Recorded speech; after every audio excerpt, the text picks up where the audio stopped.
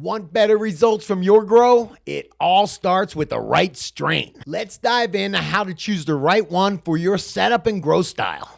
Hey, but before we do, today's video is brought to you by Real Grow Lab. If you want to connect with the best growers from all over the world, get tips and tricks on how to grow the dankest plants possible, and not have to worry about the censorship we get from YouTube, Facebook, and Instagram, go check out realgrowlab.com. Get all kinds of great Grow Talk Q&A, plus see all the stuff YouTube won't let me show you in these videos. Sign up and join our growing community over at realgrowlab.com. Or download the app at the Apple or Android App Store. Now let's get back to today's video. Come on, High C, let's get growing. All right, man. So this is a contentious topic around here because I know that you don't think about strains the way that most growers do. Man, I'm old school. You know, I want big yields and bag appeal. And that's not, I mean, those are some of the things. Yield used to be number one. Bag appeal was probably number two in the free market. You've got flavor. I'm trying to think. Potency. Isn't it funny that that's the last one I thought of was potency? It's funny because that's the first one that I think of. Like, how's this going to hit me? Yeah, but anymore, I mean, people really are growing. Bag appeal always wins out.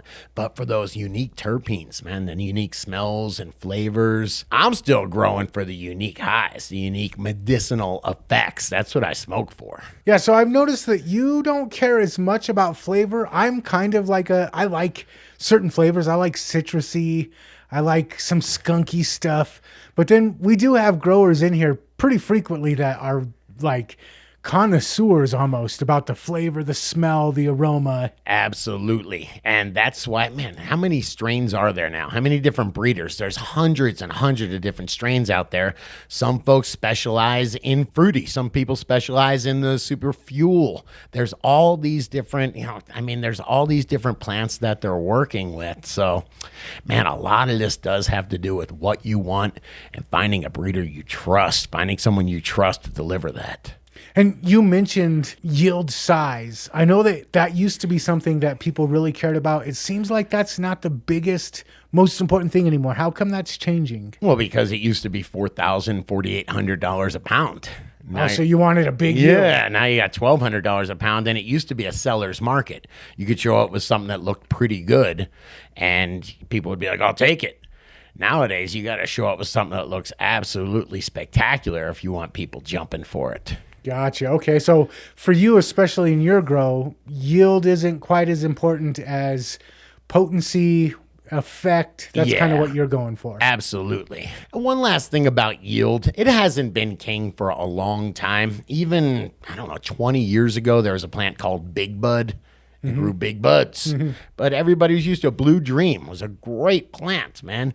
But everybody got used to it. People in free market, it doesn't matter. People want something different. They want unique terps. Yeah, especially if you've been growing the same strain for 3 years. Or smoking the same strain for 3 years on the other end of things, right? Okay, so depending on what my priority is when I'm picking out what kind of strain I want to grow. Yes. I know that with clones, I can pretty much have a good idea of what I'm going to get before I start. When I'm picking out what I want to grow, I have a good idea. Definitely a great idea with clones. How about with seeds? Is there that consistency, that reliability? Yeah, with seeds, it's super important to know the breeder, or I should say to trust the breeder, and then just understand the nomenclature. I like using big words with you, man. No, what are the F1s? Half's going to look like the mother, half's going to look like the father. Some are going to be in the middle or have good traits from each one of them. F2s, you're going to get all sorts of, opens up to genetic box. You're going to get all sorts of weird stuff. And then as you go F3, F4, F5, F6, those are more stable. So the F6 is very stable.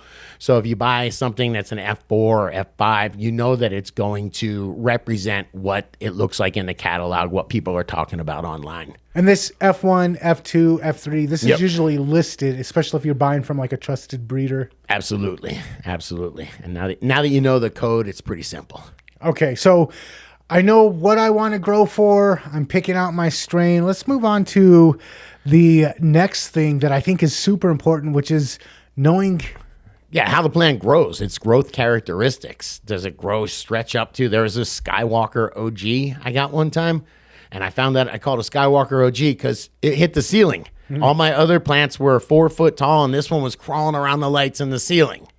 I did trim it, okay? You're asking why I did. But I just, there's so many different, what some of these plants are from the tropics. Some are from Russia, the Ural Mountains of Russia. I mean, they're so different. So you have to expect them to have very different growth characteristics. And you kind of want to tailor that to the environment that you have to grow them in. I'm thinking you got a grow tent. I'm looking at this tent. What is it, 6 foot tall next to us? It's a lot different than the 8 or 9 foot tall these other ceilings are. So if I'm growing in a tent, I don't want some big stretchy plant. I want some short, dense one, right? Yeah. What about, I guess, square foot of floor space? That probably comes into play too, right? The floor space, or I'll call it the footprint, that really is about how you train the plant, but also its growth characteristics. It's really, I used to call them washing machines. I used to be able to grow a plant that was about the size of a washing machine. Oh, wow. You know what I mean? But just this big, dense bush kind of thing. There's some strains you can do that with that really lend itself to that. And there's some strains that you want to send shoots all over, like a leggy sativa is what I'm thinking.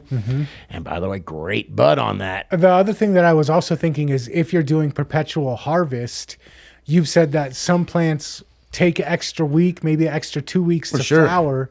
You're probably going to have to take that into consideration too. Yeah, absolutely. I mean, if you're on, what do I have, a 60-day flip? I just have a plant now where they're saying, give it 70 days. You'll see what happens, man. It's really cool. I'm going to give it an extra 10 days, and I do have to stall my plants out in veg. All right.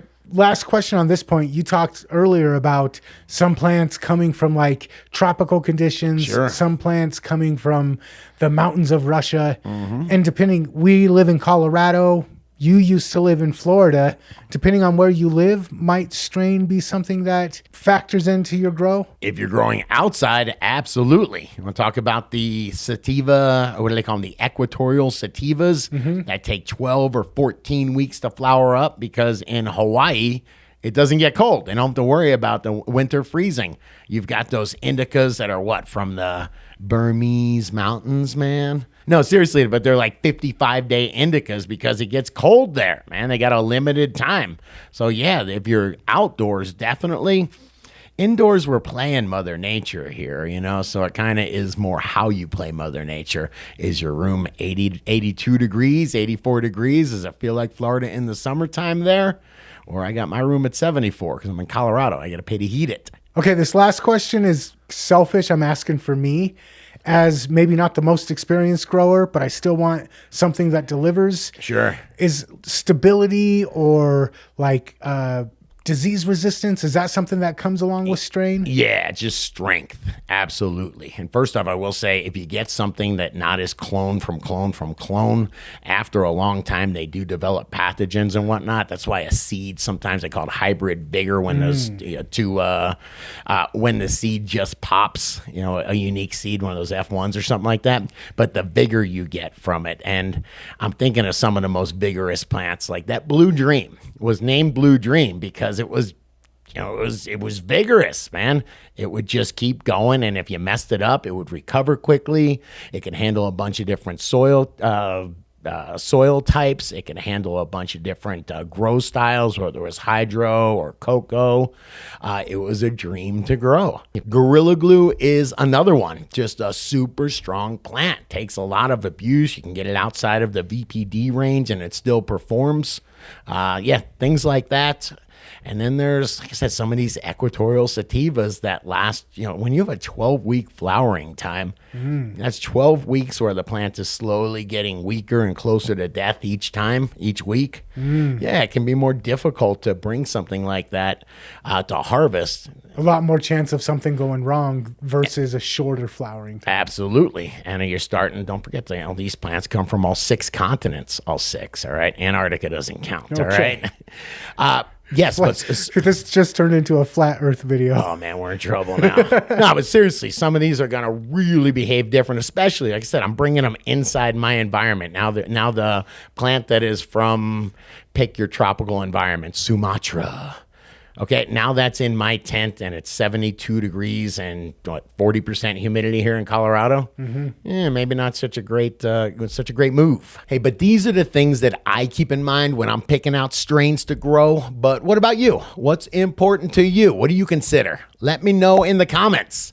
And if you dug this video, please hit that like button, smash that subscribe button, talk about this one with another grower you know, and check out the other couple of videos YouTube's recommending. I think you'll dig them.